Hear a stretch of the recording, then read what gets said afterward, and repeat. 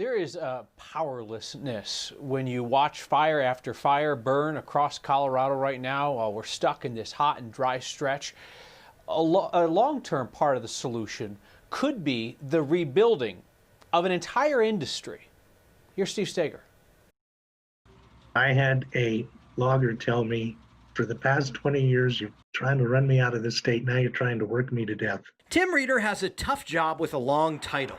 Wood Products Utilization Forester for the Colorado State Forest Service. He spent years trying to rebuild an industry of loggers and sawmill operators in Colorado that could help slow down the massive wildfires we're seeing lately. It's declined over the decades to the point that they're not capable of providing a great deal of impact to some of the situations we see right now. Reeder says we've gone from 80 sawmills in the state 20 years ago to 30 or so now. He says things like recreation and conservation got in the way. As we began to recognize those other priorities, simply going in with traditional forest management, wood removals to support sawmills became less of a priority. Less of a priority until scenes like this. As we learn more about active forest management in this state and across the West, I think we found that perhaps that type of infrastructure was more valuable and more necessary. The state is working to incentivize the industry and get it moving again.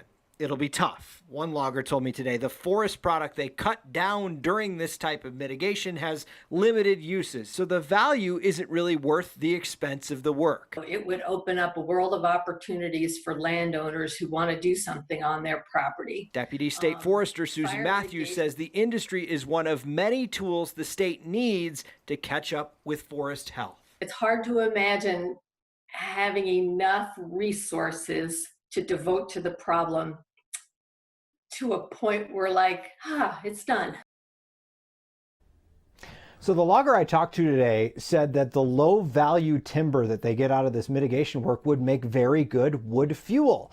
Problem with that is there isn't really much of a market for that here. We have a lot of cheap energy as it is right now, and that stuff is actually really tough to export. It could also be used as pulp for paper, but that process takes a lot of water, which is something we don't have here. The state is helping with some research and development to try to figure out other uses for a lot of the wood, Kyle, that they end up taking out of these forests that have gotten so thick and then lead to the problem that we're seeing.